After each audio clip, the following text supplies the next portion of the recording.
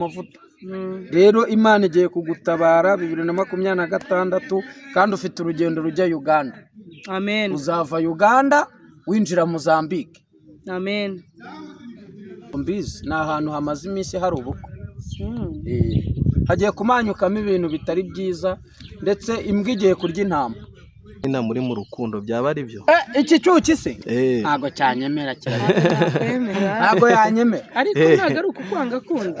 Oya ntaho umwaye ahubwo nuko ngewe mfite amakuru. Yihe yiki?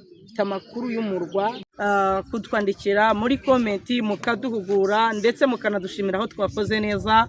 Imana ibaho umugisha. Rero twabazaniye umutumirwa muramuzi ni icyamamare nibishaka uraho neza. Ndabona umeze neza. Ndakomeye nk'icuma c'inyundo. Utitaye kuba guca intege urakomeje. So mwanya nawe ubona. Imana ibaho umugisha. Rero ntabwo ndi bumuvuge n'umuntu mukuru arivugira ahubwo nkuko tusanzwe tuyoborwa n'umwuka. Reka dusenga Imana maze twakire nibishaka atugezeho icyo umwuka yamubwiye. Turagushimye Nyiringabo Imana, turaguhimbaje. Imana iri mu gihugu cyo mu ijuru, Imana iteye ubwoba, Imana ihambaye, Imana ifuha, Imana itazemera ko izina ryawe ritukwa. Muri aka kanya turaguhamagaye ngo ubane natwe kandi iki kiganiro cyoborwa n'umwuka wera. Mugaragu wawe ugiye kugira ibyo ageza ku bwoko bwawe, umuyobore kandi Uwiteka urushaho kudushyigikira kugira ngo abantu badukurikira bagire icyo bakura muri kiganiro mu izina rya Yesu Kristo. Amen. Neze kusenza nkaho ngiye kubwiriza. Ibintu byose jewe ndabisengera. Iyo mbyutse ndasenga, iyo ngiye kurya ndasenga, abana iyo bagiye ku ishuri ndabasengera. Gusenga n'umuco w'Abaheburayo. Yes, mumeze neza, mumeze fresh. Ko batavuga nyine wowe komeza utamera nka mumeze fresh. So rero ubu ngubu turi kuvugana ukuntu ibintu byubatse. Ubu Sandrina ndi hano kumubwira ngo yitegure gukora igikwe. Witegure gukora igikwe nyuma yuko Fred nakuviriye mu buzima. Imana iciye izindi nzira. Imana yabikubwiye. Imana yabikubwiye. Oya ntago ari ngombwa ko ibimbwira akanwa k'umuhanuzi karabirema. Ahubwo ngo ni nawe wari wahanuriye Mutesi, wabona uri umuhanuzi nkaba ntabizi. None se wagize ngo guhanura ni ngombwa ko umuntu avuga indimi? Birashoboka ko uyu muntu ashaka kuba ari umuhanuzi kuko abantu bagiye gukora ubukwe mbona ari wowe bahanurira gusa. Dufite ikintu bita ubutware bwo gutegeka. Kandi ibyo dutegetse kuko tubihabwa n'ijuru biraba. Uyu mwaka wa 2026 ugomba kurangira uri umugore. Mama Horonera uzahita ubyara n'umukobwa. Yego. Biriseriye kandi ibintu birakomeye. Kandi buriya sinzi uko n'abantu bateye. Buriya abantu bashobora guhita bibaza batireka da nibishaka na Sandrina ni ibintu bapanze, n'abarigondi, n'ababeshi, n'abesikoro. Uraza kubibona muri comment. Tuzabyemera bisohoye wowe. Oya no ubyemere cyangwa ubyihorere 2026 urumva mu kwa 8 ufitemo ubukwe. Kandi uzahita ubyara umukobwa. Ufite amatwi se cyangwa ntawe ufite? Njyewe ndi kukumva kuko byanze bikunze ntabwo narifitanye gahunda nawe. Ikindi Imana iguhaye umuntu uzajya ukwishurira inzu. Imana ishimwe ntiwumva. Hanyuma icya gatatu nuko Imana iguhaye igishoro. Icyo ntiwumva. Icya kane abana babonye umurespondo uzajya ubishura. Haleluya. Hari ibindi se wambaza. Imana ishimwe. Neze kusenze ni wowe ukase mu mwuka. Reka rero tujye mu mwuka kuko ni wowe unjyanye. Amen. Ibi bintu bizabirebesha amaso yawe. Ikindi none aha turi ku itariki zingahe? 14. Uyu munsi ndumva ari muri 14. 14? Hagari 13? Oya ni 14. Simbizi. Itujya kwiga amategeko y'umuhanda. Imana igiye kuguha imodoka. Yiwe data we. Y'umutuku ndetse. Yesu we Mana byambera n'ukuri. Jya kwiga imodoka. Abantu tuve mu bya social media. Kwe kurebera ibintu muri social media. Jya kwiga imodoka. Ngewe y'inzu yishyuye ndahanura. Abyo waruzi. Noneho urabimenya. Ni itegeko iyo inzu yishyuye mba ndi mu mavuta. Amen. Ariko iyo utishyuye ntago byakunda. Inzu yishyuye mba ndi mu nukuri ndabyakiriye. Nari nzi ko bari kunyumva. Ese tera haleluya basi niba uri kunyumva. Amen haleluya ndi kubyumva. Uri kubyumva ute? Ndi kubyumva neza nyine ndi kumva ko ubundi gende mu gihe cyo kuvugana n'Imana. hari umuntu ntazi uri muri Amerika yego yaguhaye amafaranga atari munsi y'ibihumbi 80 by'amafaranga y'u Rwanda. Urumva neza Imana imuhaye ubwene gihugu, ubimumbwirire ngeze nawe nzi, ubimumbwirire yego ubimumbwirire, umubwire ngo Imana, umubwire ngo dadi Imana iguhaye ubwene gihugu. bivuze ngo ni umugabo. Urumva neza Imana imuhaye ubwene gihugu. Icya kabiri iramwubakiye. Amen. Urimo uranyumva neza? Icya kabiri iramwubakiye. Icya gatatu imukishije diabete. Amen. Diabete si wo muvuduko? Ngira ngo ni wo muvuduko. Abantu muzi diabete ni ibiki?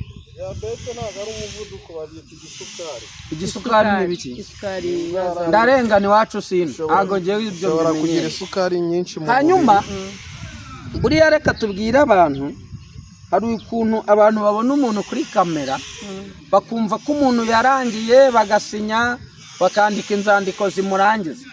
Urwandiko rwa kabiri rwa Samweli ibice 9 Bibiliya iravuga ngo Dawidi agirira neza Mefibosheti mwene Yonatani. Ni ijambo rimwe rivuga ngo Imana igiye kugushumbusha ishiremo n'indi shize umubabaro. Ntabwo bahita babyumva kubera ihungabana. Uyu muntu umaze imyaka 38 ari ku kidendezi ategereje ukuboko kw'Imana, ategereje uwamunagamo, ategereje uwamurambikamo, biragoye rero kumubwira ngo 38 korera uburiri bwawe ugende, ntabwo byamworohera guhita byumva. Ariko kimwe gusa nuko Imana iguhaye umuntu kumanuramo. Amen. mu kidendezi. Kandi ngiye mbabwiza ukuri dore mbihanuriye hano. Mu minsi mike muraza kubona ibyo mwavugirizaga impundu n'amashyi ngo ubukwe bwabaye. Muraza kubona ibintu bigiye kumanyukamo. Ubwo ntabwo mwigiye kurya intama, ikirura cyihishe mu ntama kigiye kuvumbuka. Gusa kimwe ni iki ngiki, asi y'Imana iramurengeye. Amen. Kandi hari umuntu ugiye gufungwa mu minsi mike. N'ibifungo? Hari umuntu ugiye gufungwa mu minsi mike. Ariko twanasenga Imana ikabagira. Ngaho shishikara tangira twumve. Mana rengera uyu muntu nimba igihe kitaragera, ariko abaye ari ryo gare rye. Mva kandi twese tuzagera. Nese ubwo urasenze abaye ari ryo gare rye, ahubwo Imana imweze imutunganye. Niba ari icyo gihe cye, oya ni igihe kigeze.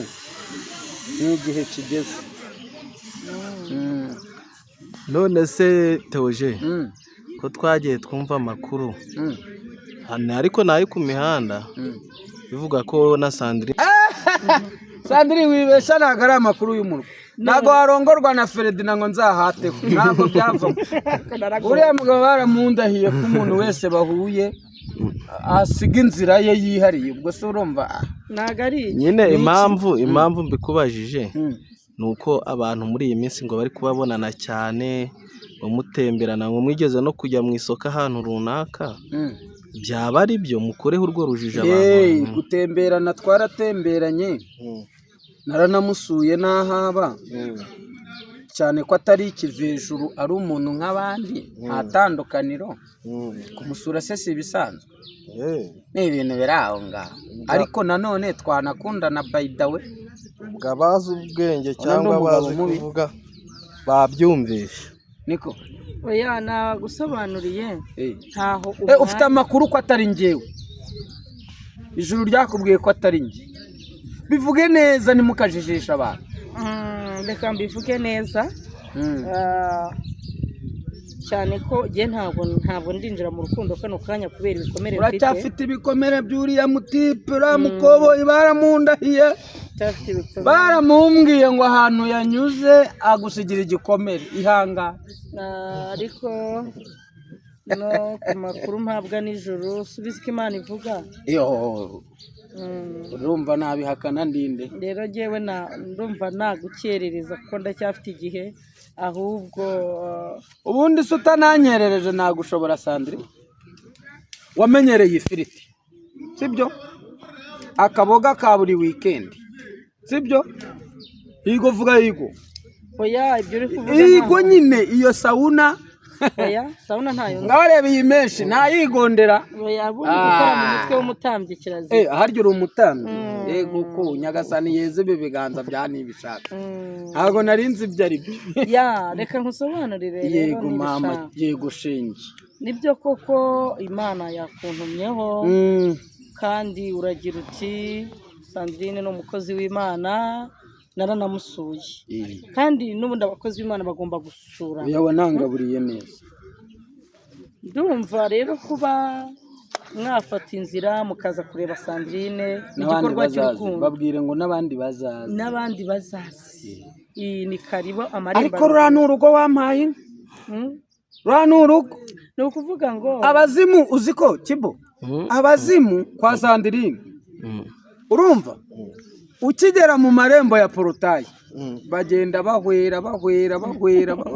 sudatuma Ferdinand agaruka agarutse ntabwo yatakubesha n'icyaha ibi bambesa ngo ni muri etaje dore imbwa y'urugo wa muhungu Feredi reka nkubwize ukuri uyu mugore iki cyakaka cy'umugore ureba aha ngaha gifite inyumba imezo mu gifaransa si imezora imezo aho umuntu ataha Imana ishimwe birashoboka kubera ubwiza bw'Imana buhari gusa Imana ijye gufasha ubona amafaranga yo kwishura hari ahantu nanjye rwose nanjye nicyo cyifuzo reka tumusabire ku bantu bamukunda ndetse ntihariho abantu bamukunda byibura akakwishyura nk'amezi 2 bakubiteho kuri momo wakoresha wadi limiti wakoresha manigram cyangwa Western Union ariko nawe uri amafaranga yose arahagera inzu ya 250 oya ntago ari 250 ntago yazi kubera yuko ni ibintu biba biri mu ibanga siko nari nzi ko buriya nkari ari 250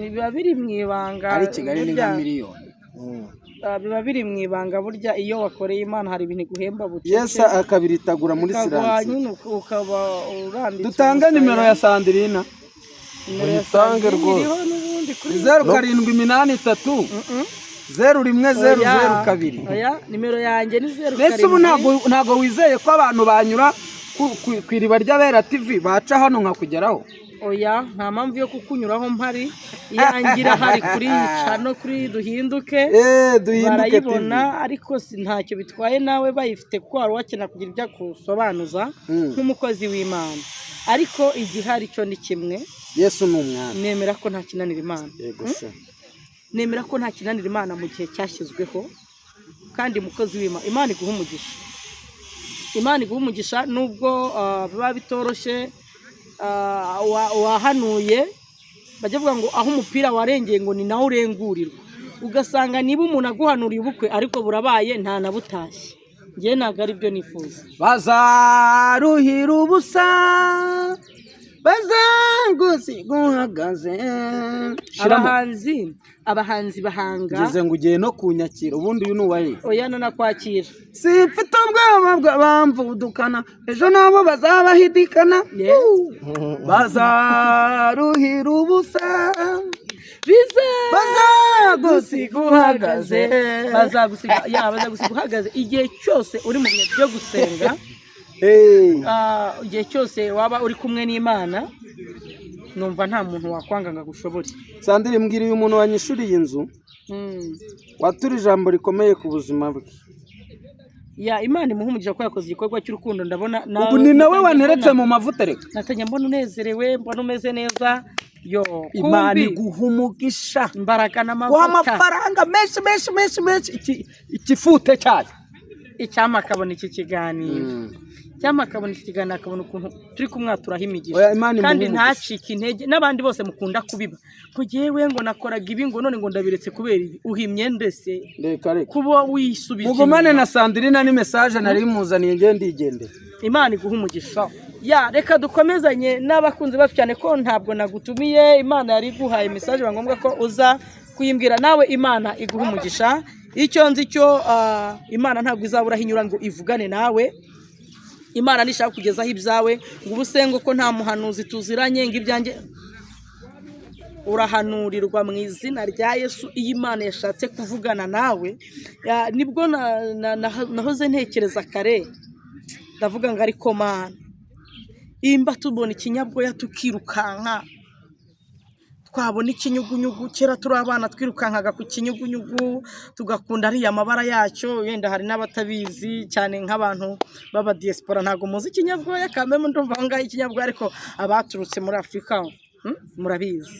Rero ikinyabwoya ni ikintu ushobora kubona ukajugunya ukirukanka, ariko ikinyugunyugu ubona ari akantu keza ukakirukaho, ariko disi burya ngo ikinyabwoya nicyo kivamo ikinyugunyugu. Uwari Sawuli yahindutse Pawulo. Rero Imana yaguhindurira amateka nshuti.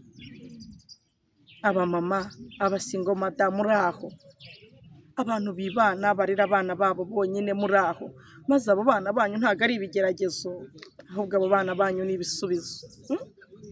Abo bana banyu ni ibisubizo, nawe utaramubona uzamubona. Uzana itangazo rivuga ngo umugabo nta nyababyeyi agira. Umugabo nta nyababyeyi agira. Ubona umugabo agutanya abana uzabakomeze. Gituma tugira impuhwe z'abana ni amezi 9. Ni amezi 9 mama, ibuka ya mezi 9. Ibuka igise.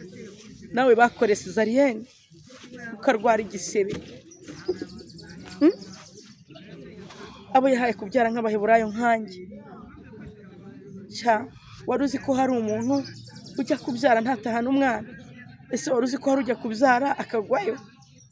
Mu by'ukuri Imana ivuganye nanjye ibintu byinshi muri aka kanya, ariko ikinejeje mu mutima wanjye ntabwo ari icyo ngicyo cya mariage n'ibindi. Rusi ajya kunamba kuri Naomi ntabwo yari azi yuko Bowazi ahari, ahubwo ikinejeje nuko Imana ivuze ko itazankoza isoni. Imana ikabivuze ko ibanye nanjye mu buzima bwanjye bwa buri munsi. Rusi yafashe inzira avuga ati ntago Naomi wagenda wenyine n'ibigeragezo byose uhuye nabyo. Agira urukundo aravuga ngo jyewe nkugiye inyuma. Reka mbabwire, hamwe utuje uri uragambirira neza ku bandi, nibwo nawe ibintu byiza bikugeraho. Ntabwo ibintu byiza bizakugeraho kuko wowe wabirarikiye. Ntabwo Imana iza guhaza irari ry'umuntu ry'ako kanya. Hari ibintu twirengagiza maze Uwiteka akabikora nk'Imana, akabikora ku murongo, agafata igisubizo cyawe akakizamura esikariye, akakizamura akakigeza aho uri. Ntabwo igitangazo kirukaho, ahubwo igitangaza kikwirukaho mu izina rya Yesu. Humura mugenzi wawe uri mu rugendo, humura komera. Kalebu na Yosuwa baribukiranye iby'urugendo. Ngo babona Abanaki, babona abagabo barebare, ngo baravuga ngo mbese aba bagabo turabaca imbere gute? Ngo ari kumwe yibutsa mugenzi avuga ngo ntago wibuka ibyo Uwiteka yavuganye natwe turi Kadeshi y'i Baruneya. Abantu mwavuganye n'Imana muraho? Ese murakibuka ko Imana yabahaye amasezerano? Bene data, Rusi na Naomi bafashe inzira nta muhanuzi wahanuye, baraza ariko Rusi agera kwa Bowazi. Imana ikugeze kwa Bowazi wawe. Rusi yari yaramaze gupfakara, haracyariho ibyiringiro, hari andi mahirwe.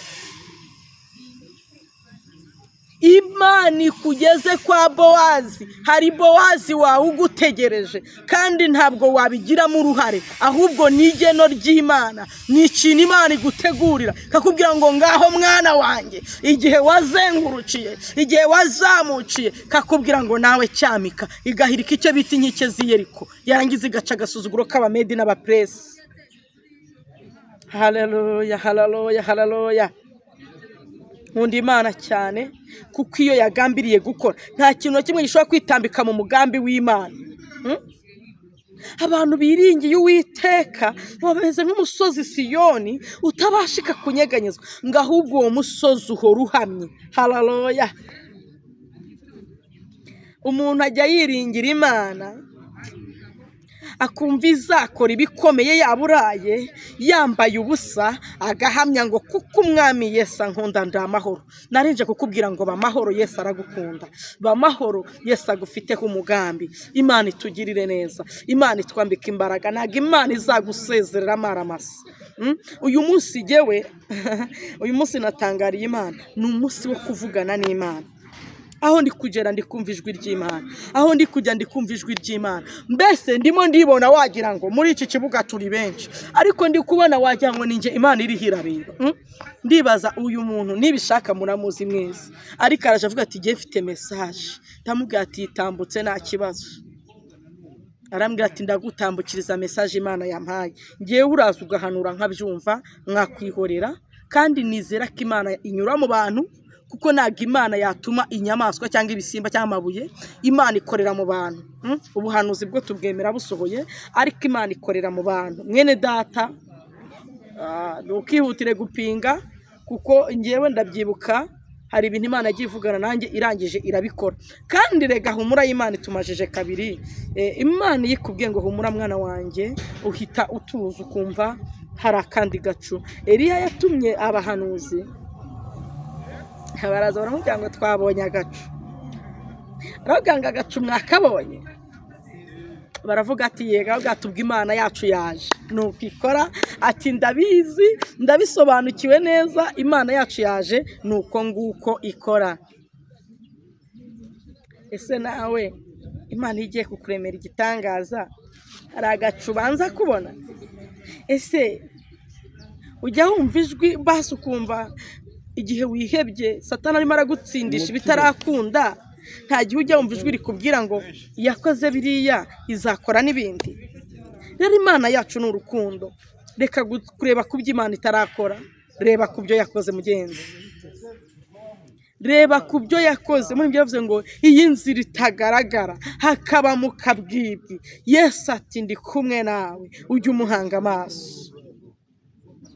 Ujye umuhanga amaso, ujye umuhanga amaso, ajya arinda umutumbiriye ku manywa na nijoro.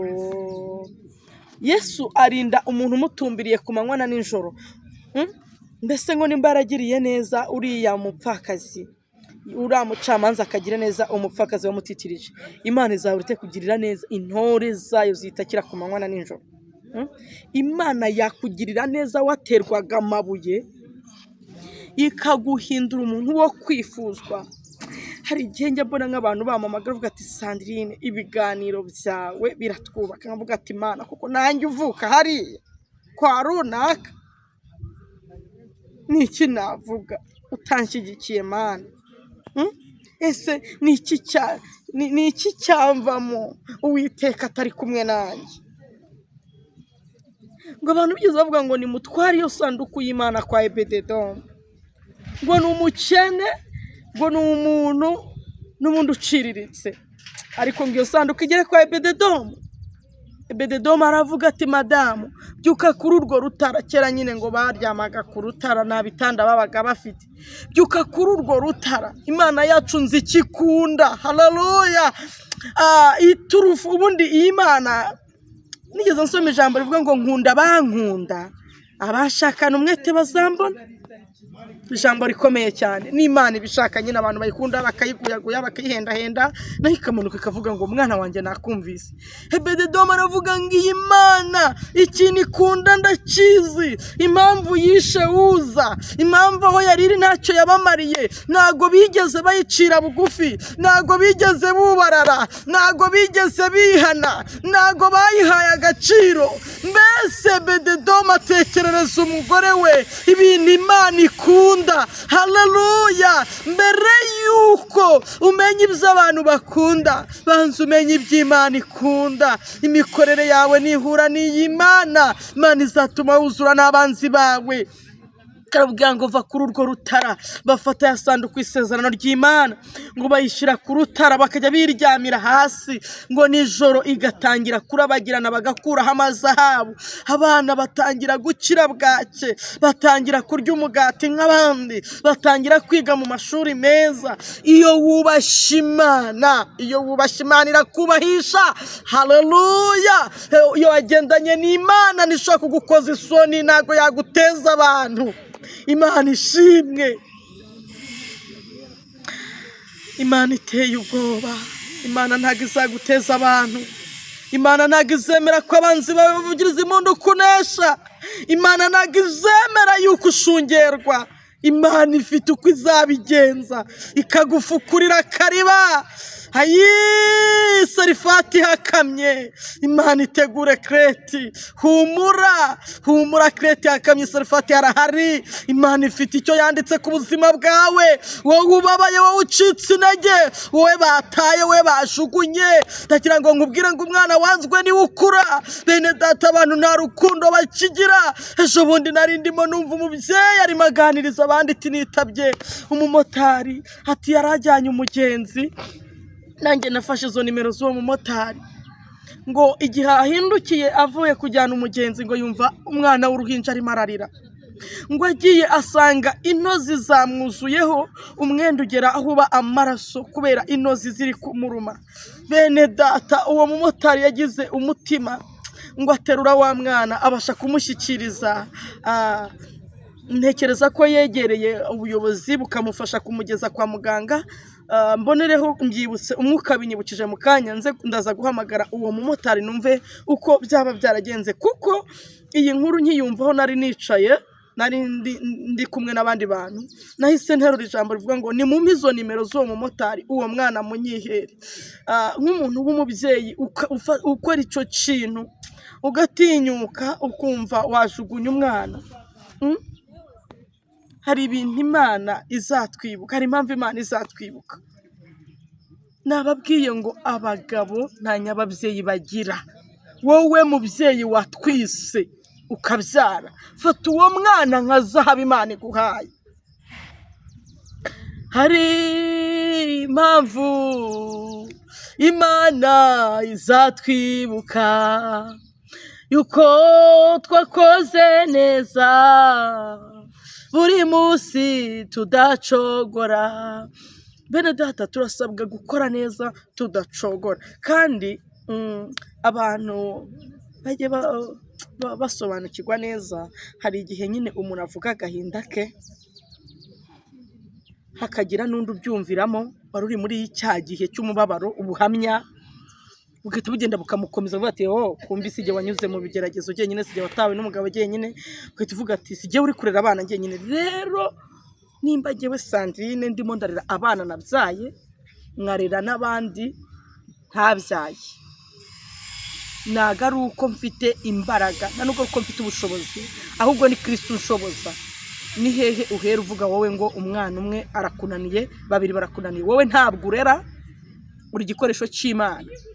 Imana izajya igucira inzira kugira ngo abo bana babone uko babaho, kandi Imana iguha n'ubwenge. Iguha ubwenge, wabona 5,000 ukamenya ko ibyo 5,000 biri buhahe ibiryo bimara iminsi, icyo bita economy. Ntago waba ubizi neza ko uri kumwe n'abana mu nzu mwenyine ngo ujye guhaha ibishyimbo bya mitiyu, Imana yaguhaye 5,000. Nyamara wateka ikiro cy'ibishyimbo mukakirya icyumweru cyangwa se iminsi 3. Ariko niba ikiro cy'ibishyimbo kigura 1,000, ukagenda ukagura ibishyimbo bya 500 bino bitetse byo ku muhanda, nejo ukagura ibya 500, birashira mudahazi. Ariko umwana nabona inkono y'ibishyimbo irimo iratogota, n'uwo muhumuro wonyine arumva avuga ngo iwacu baratetse. Igihe kimwe nigeze gushira amazi kumbabura, natoraguye udukara, amazi arabira, arongera arabira. Umwana akambwira ati mama, amazi yahiye, zari ikintu dushiremo. Ntacyo nari mfite cyo gushyiramo. Ambwira ngo ndaje, ncunga umuturanyi atetse. Ndamubwira ati ndakwinginze wampaye ku biryo. Inzara iraryana bene data, inzara irababaza. Umubyeyi yarankundiye, afata isahane ararura, amereza ibyo kurya. Icyo nakoze narabishyize mu nzu ndabipfundikira, y'amazi araguma aratogota. Nyuma nyakuraho umwana aje ati mama, byahiye? Ntiyego byahiye. Umwana ni umumarayika, ntago ubukene bwawe abwitayeho. Wicyo areba nuko umugaburira. Kuruhana abana biravuna, ariko ntabwo ariko bizahora kuba mutegereza abava mu isezerano. Nta mpamvu nibo bazakorwa n'isoni. Abo bana uri kurera ntabwo ari amabuye, bazakura. Nubwo umubyeyi wirigwana n'abana atajya abona ko abana be bakuze, ariko barakura nshuti yanjye. barakura nsigaye mpagarara nkabona ifura yanjye turaresha barakura izakurinda amajyanamaza none no mu bihe bidashira. Ibyo guhumuriza abantu turabifite ko dufite aho twanyuze, ariko reka dusenge. Ntangarize umuntu ubabaye ko utazahora ubabaye, ntangarize umuntu uhebye ko utazahora wihebye, ahubwo hari akandi gacu, hari ubundi buryo Imana inyuranye ibihe nawe kandi yaba yaragiriye neza ukibagirwa, isuzume wongere ugaruke ku rufatiro. Ntangariza abantu bagira neza, Imana izabagororera mukiri mu isi. Wowe wigomwa ku bwa mugenzi wawe ukavuga ati reka nkore iki, Imana izakugororera. Turagushimye Uwiteka, turaguhimbaje, wabanye natwe Nyiringabo Imana, kandi wadushigikiye ntuhabwe icyubahiro. Iki kiganiro Mwami Imana, nyemerera umuntu wese uri bucyumve, uwari ubabaye asubizwemo imbaraga, uwari utenebutse yongere yibuke ko mu ijuru hari Imana, uwari ucitse intege yongere yibuke ko hari ubundi buryo. Kandi Nyiringabo Imana, kuko namenye kugerageza ukunda, unyemerere. Ijambo ryarambwiye ngo ubwo Yesu yageragejwe abasha gutabara abageragezwa bose. Uyu muntu wari unaniwe kuba mu kigeragezo, Mana mutabare. Uyu muntu wari ucitse intege mwongera imbaraga. Ndagushimye ko ubikoze, ni mu izina rya Yesu Kristo, amen.